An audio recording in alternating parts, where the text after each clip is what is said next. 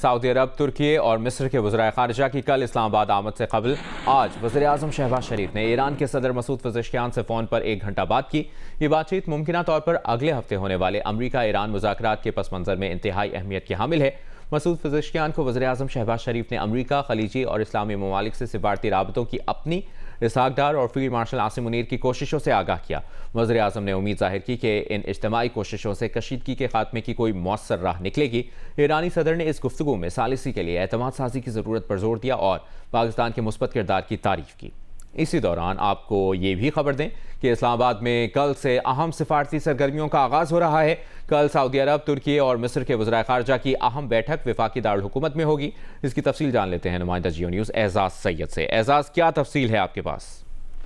جی مبشر، کل جو غیر معمولی میٹنگ ہو رہی ہے یہ ایران کے ساتھ جو امریکہ اور اسرائیل کی جنگ ہے اس کے تناظر میں ہو رہی ہے۔ پاکستان، مصر، ترکیہ اور اس میں ایک اہم فریق شریک ہو رہا ہے سعودی عربیہ۔ مصر اور جو ترکیہ ہے وہ تو پاکستان کے ساتھ پہلے ہی معاونت کرتے ہیں۔ اس میں اہم جو وزیر خارجہ ہوں گے نئے وہ ہوں گے سعودی عرب کے۔ پہلے کل صبح پہلے باہمی دو طرفہ ملاقاتیں ہوں گی وزرائے خارجہ کی، پاکستان کے ساتھ بھی یہ وزرائے خارجہ الگ الگ ملاقاتیں کریں گے اور آپس میں بھی۔ پھر دن کے وقت جو دو طرفہ مذاکرات کے بعد، ملاقاتوں کے بعد باضابطہ مشاورت کا عمل شروع ہوگا جس میں چاروں ممالک کے جو وزرائے خارجہ ہیں نائب وزیر اعظم اور وزیر خارجہ اسحاق ڈار کی میزبانی میں اکٹھے ہوں گے۔ نائب وزیر اعظم اور وزیر خارجہ ایک زورانہ بھی دیں گے۔ جو اہم بات چیت ہوگی اس میں اس سارے معاملے کو ڈی ایسکلیٹ کرنے کے حوالے سے بات چیت کی جائے گی اور آپس میں ایک ریپروچمنٹ کی جو پالیسی ہے وہ اختیار کی جائے گی۔ بہت شکریہ آپ کا اعزاز سید۔ یمن کے حوثی آج ایران امریکہ اسرائیل جنگ کا حصہ بن گئے۔ عرب میڈیا کے مطابق یمن کے حوثی باغیوں نے اسرائیل کی جانب کئی بیلسٹک میزائل فائر کیے۔ حوثیوں کے فوجی ترجمان بریگیڈیئر جنرل یحییٰ ساری کے مطابق انہوں نے اسرائیلی اہداف پر میزائلوں سے حملہ کیا ہے۔ اسرائیلی فوج کے مطابق غرب اردن کی طرف آیا حوثیوں کا میزائل نشانے پر پہنچنے سے پہلے مار گرایا گیا۔ یمن کے حوثی آج ایران امریکہ اسرائیل جنگ کا حصہ بن گئے۔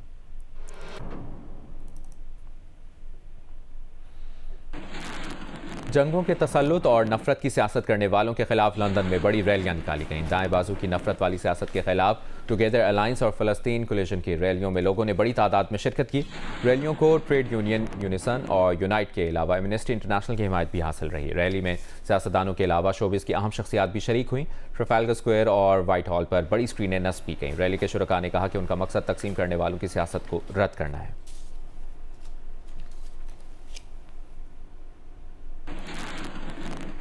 امریکہ بھر میں صدر ڈونلڈ ٹرمپ کے خلاف نو کنگز مظاہرے شروع ہو گئے۔ ٹرمپ انتظامیہ کے خلاف امریکہ بھر میں ریلیاں نکالی جا رہی ہیں۔ مظاہرے شروع ہونے سے پہلے صدر ٹرمپ فلوریڈا پام بیچ کے گولف کلب پہنچ گئے۔ ان مظاہروں کی کال امریکی سینیٹر برنی سینڈرز نے دی تھی۔ یہ مظاہرے آمریت، دولت کے ارتکاز، نہ ختم ہونے والی جنگوں اور محنت کش طبقے کے خلاف جاری اقدامات کے خلاف ہو رہے ہیں۔ معروف اداکار رابرٹ ڈینیرو نے بھی عوام سے ان مظاہروں میں شرکت کی اپیل کی تھی۔ منتظمین کا کہنا ہے کہ امریکہ کی 50 ریاستوں میں 3200 احتجاجی مظاہروں کا انتظام کیا گیا۔ امریکی نائب صدر جے ڈی وینس نے ایک انٹرویو میں کہا ہے کہ امریکہ جلد ایران سے نکل جائے گا۔ امریکہ اپنے زیادہ تر فوجی مقاصد حاصل کر چکا ہے۔ جے ڈی وینس نے کہا کہ صدر ٹرمپ ایران جنگ کو کچھ اور عرصے تک جاری رکھنے کا ارادہ رکھتے ہیں، تاہم مدت سال یا 2 سال نہیں ہوگی۔ جے ڈی وینس نے کہا کہ صدر ٹرمپ کا مقصد ایران کی حکومت کو شدید کمزور کرنا تھا۔ ایرانی حکومت کو طویل عرصے تک غیر مؤثر بنانا جنگ کا مقصد ہے۔ انہوں نے کہا کہ اس تنازع کے باعث گیس کی قیمتوں میں ہونے والا اضافہ عارضی رد عمل ہے۔ گیس کی قیمتیں جلد کم ہو جائیں گی۔ امریکہ جلد ایران سے نکل جائے گا اور گیس کی قیمتیں دوبارہ کم ہو جائیں گی۔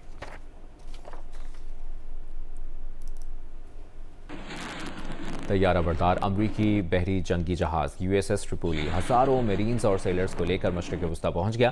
امریکی سینٹ کام کے مطابق ہزاروں امریکی فوجیوں کو لے کر یو ایس ایس ٹریپولی گزشتہ روز امریکی مرکزی کمان کے دائرہ اختیار میں پہنچے ہیں۔ امریکی جنگی جہاز یو ایس ایس ٹریپولی پر 3500 ملاح اور میرینز موجود ہیں۔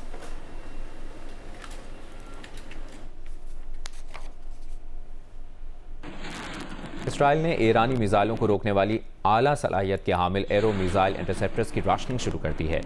موقع جریدے وال اسٹریٹ جرنل کے مطابق اب اسرائیل ان کی جگہ کم صلاحیت والے انٹرسیپٹرز استعمال کر رہا ہے جو اکثر ناکام ثابت ہو رہے ہیں۔ امریکہ اسرائیل ایران کشیدگی سے متعلق ہم آپ کو مسلسل وار روم سے اپڈیٹڈ رکھتے ہیں۔ ابھی ہم آپ کو سمجھائیں گے دنیا کی معیشت کا دار و مدار سمندری راستوں پر ہے اور تقریباً 85% عالمی تجارت بحری جہازوں کے ذریعے ہوتی ہے۔ آبنائے ہرمز کی کیا امپورٹنس ہے اور اس کے باعث تیل کی بڑھتی قیمتوں نے جو عالمی معیشت پر ایک امپیکٹ چھوڑا ہوا ہے، اس کو ہم ذرا ایکسپلین کرنے کی کوشش کرتے ہیں کہ آبنائے ہرمز اتنا اہم آخر کیوں ہے اور اس کے علاوہ دنیا کے اہم بحری تجارتی راستے کون سے ہیں، یہ آپ کو ہم سمجھاتے ہیں۔ سب سے پہلے یہ آپ کو اگر تھوڑا سا ہم زوم کر کے بتائیں، یہ ہے جناب ایران، یہ ہے اسرائیل، یہ آبنائے ہرمز، اور ہم ادھر سے سب سے پہلے یہاں سے ہم جائیں گے اور اہم گزرگاہوں کی طرف آپ کو بتاتے ہیں کہ اہم گزرگاہیں کون سی ہیں۔ ناظرین، یہ ہے وہ پوائنٹ جو اس وقت آبنائے ہرمز سب کی توجہ کا مرکز بنا ہوا ہے۔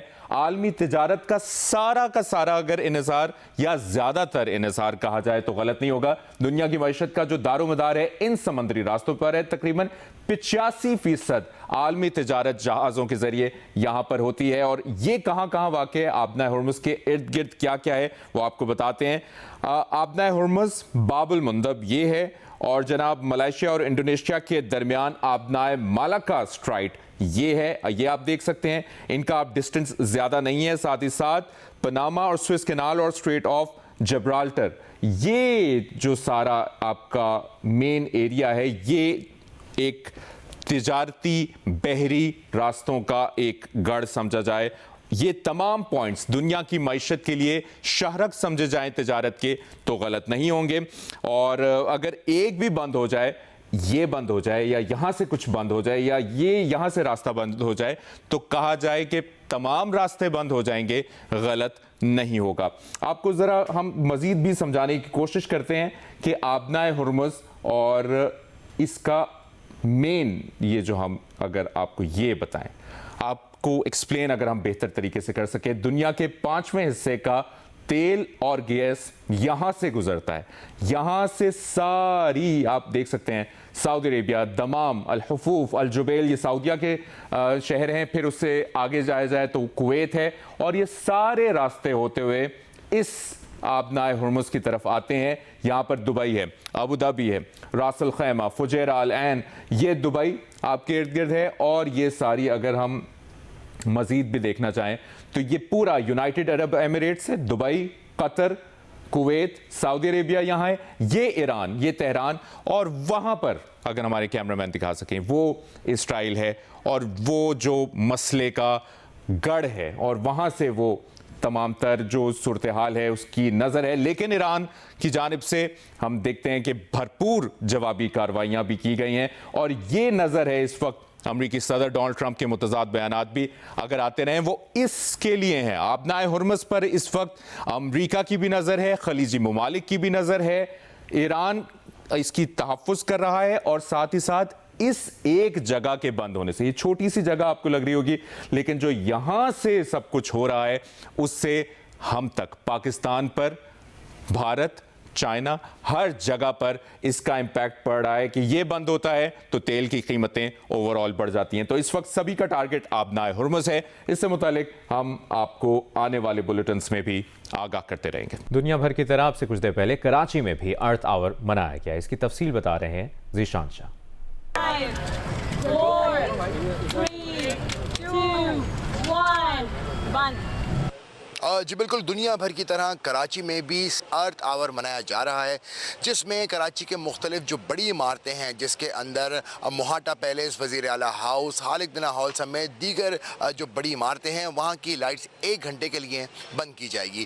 میں اس وقت آپ کو رپورٹ کر رہا ہوں موہاٹا پیلیس اور یہ میرے عقب میں آپ جیسا کہ دیکھ سکتے ہیں کہ یہاں پہ بھی اس وقت لائٹیں ساری مکمل طور پر بند کر دی گئی ہیں۔ سیڑھیوں پہ چراغاں کیا گیا ہے، جو یہ ماحولیات کے لیے ایک وہ مددگار ثابت ہوتا ہے۔ اس حوالے سے اس 1 گھنٹے کے جتنے بھی دنیا کے ممالک ہیں وہ اپنے ٹائم کے حساب سے 8:30 سے لے کے 9:30 بجے تک، یعنی کہ 1 گھنٹے کے لیے اس کا حصہ بنیں گے۔ تقریباً 180 ممالک کی جانب سے جو یہ ارتھ آور ہے جو کہ سال میں 1 دفعہ منایا جاتا ہے، اس میں سے حصہ لیا جا رہا ہے۔ پاکستان بھی اس میں شامل ہے۔ وہ 1 گھنٹے کا اب جیسا کہ میں نے آپ کو بتایا آغاز ہو چکا ہے، اور اس وقت موہاٹا پیلیس سے میں آپ کو رپورٹ کر رہا ہوں، مکمل طور پہ لائٹس یہاں پہ بند کر دی گئی ہیں اور چراغاں کر دیا گیا ہے۔ امریکی صدر ڈونلڈ ٹرمپ نے سعودی ولی عہد شہزادہ محمد بن سلمان کے لیے نازیبا الفاظ استعمال کیے ہیں۔ امریکی شہر میامی میں سعودی انویسٹمنٹ فورم سے خطاب کرتے ہوئے انہوں نے کہا کہ محمد بن سلمان کو خیال بھی نہیں آیا ہوگا کہ ایسا ہونے والا ہے۔ محمد بن سلمان کو معلوم نہیں تھا کہ انہیں میری خوشامد کرنی پڑے گی۔ محمد بن سلمان سمجھتے تھے کہ ٹرمپ بھی دوسرے امریکی صدور کی طرح کوئی ناکام آدمی ہوگا جن کے دور میں ملک زوال کا شکار تھا، لیکن اب محمد بن سلمان کو میرے ساتھ احترام سے بات کرنی پڑتی ہے۔ آپ انہیں بتا دیں کہ ان کے لیے بہتر ہوگا کہ وہ میرے ساتھ احترام سے بات کریں، انہیں کرنی ہی ہوگی۔ محمد بن سلمان کے بارے میں ٹرمپ کے ان ریمارکس کو دنیا بھر میں تنقید کا نشانہ بنایا جا رہا ہے۔ اس وقت تازہ ترین خبر یہ ہے کہ حوثیوں نے اسرائیل پر ایک اور حملہ کر دیا ہے۔ اسرائیلی سیکیورٹی فورسز نے اسرائیل کی طرف حوثیوں کے دوسرے میزائل حملے کی تصدیق کر دی ہے۔ ذرائع کے مطابق حوثیوں نے اسرائیل کی طرف کروز میزائل داغا ہے۔ CNN کے مطابق اسرائیل نے حوثیوں کی طرف سے فائر میزائل انٹرسیپٹ کر کے مار گرانے کا دعویٰ بھی کیا ہے۔ یہ تازہ ترین اپڈیٹ آپ سے شیئر کر رہے ہیں۔ حوثیوں نے اسرائیل پر ایک اور حملہ کر دیا ہے۔ ایران پر امریکی اور اسرائیلی حملے اور جواب میں ایران کے اسرائیل اور خلیجی ملکوں میں امریکی ٹھکانوں پر حملے جاری ہیں۔ تفصیل دیکھیے اس رپورٹ میں۔ ایران پر امریکی اور اسرائیلی حملوں کو ایک ماہ ہو گیا۔ اسرائیلی حملوں میں ایرانی جوہری تنصیبات اور تہران کے سائنس اینڈ ٹیکنالوجی یونیورسٹی کو نشانہ بنایا گیا۔ ایرانی میڈیا کے مطابق ایران کے Khondab heavy water complex, uranium processing plant, Bushehr nuclear power plant, Khuzestan اور مبارکہ کے اسٹیل پلانٹس پر بھی حملے ہوئے۔ حملوں کے بعد اسٹیل پلانٹ سے پیداوار معطل ہو گئی۔ لبنان پر اسرائیلی حملے سے طبی عملے کے 5 ارکان جاں بحق ہو گئے، جبکہ مقامی چینل کی گاڑی پر اسرائیلی حملے سے 2 صحافیوں سمیت 4 افراد شہید ہو گئے۔ ایران نے جوابی حملوں میں آپریشن وعدہ صادق کی 85ویں لہر میں اسرائیل کو کلسٹر بموں سے نشانہ بنایا۔ تل ابیب کے مختلف علاقوں میں وسیع پیمانے پر تباہی ہوئی۔ مقبوضہ بیت المقدس سے 30 کلومیٹر دور بیت الشمیش میں اسرائیلی فوج کے ریسٹ ہاؤس پر بھی حملہ کیا۔ حملے میں بیت الشمیش میں عمارتیں اور گاڑیاں تباہ ہوئیں۔ حزب اللہ نے بھی اسرائیلی جنگی طیارے پر میزائل داغنے کا دعویٰ کیا۔ حزب اللہ کا کہنا ہے کہ اسرائیلی افواج کے خلاف 80 سے زائد کارروائی کی ہیں اور اسرائیلی ٹینکوں کو بھی نشانہ بنایا ہے۔ ادھر یمن کے حوثی گروہ نے بھی ایران جنگ کے آغاز کے بعد سے پہلی بار اسرائیل پر بیلسٹک میزائلوں سے حملہ کر دیا۔ کہا میزائل حملے کا ہدف مقبوضہ مغربی کنارے کے جنوبی علاقوں میں اسرائیلی فوجی تنصیبات تھیں۔ حملہ لبنان، ایران، عراق اور فلسطین میں شہریوں کی اموات اور بنیادی ڈھانچے کو نشانہ بنانے کے رد عمل میں کیا گیا۔ اہداف حاصل کرنے تک کارروائیاں جاری رکھنے کا بھی کہہ دیا۔ دوسری طرف سعودی عرب میں پرنس سلطان ایئر بیس پر بھی ایرانی حملے میں 12 امریکی فوجی زخمی ہو گئے۔ 2 اہلکاروں کی حالت تشویشناک بتائی جا رہی ہے۔ ترجمان خاتم الانبیاء ہیڈ کوارٹر کے مطابق امریکی فوجی اڈے الخرج ایئر بیس کو بھی نشانہ بنایا۔ حملے میں ایک امریکی ریفیولنگ طیارہ مکمل تباہ ہو گیا۔ 3 طیاروں کو شدید نقصان پہنچا۔ کویت ایئرپورٹ پر ڈرون حملوں میں ریڈار نظام کو نقصان پہنچا۔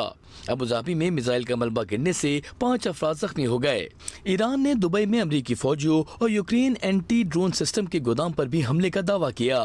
یوکرین اور امریکی سینٹ کوم نے ایران کے دعوے کی تردید کر دی۔ عمان کے سلالہ پورٹ کے قریب امریکی کارگو جہاز پر بھی حملہ کیا گیا۔ عمانی میڈیا کے مطابق ڈرون حملے میں پورٹ کے عملے کا رکن زخمی ہوا اور ایک کرین کو معمولی نقصان پہنچا۔ عراق کے مجنون آئل فیلڈ کے اندر بھی ایک ڈرون گرا۔ عراقی وزارت دفاع کے مطابق ڈرون نہ پھٹنے سے کوئی نقصان نہیں ہوا۔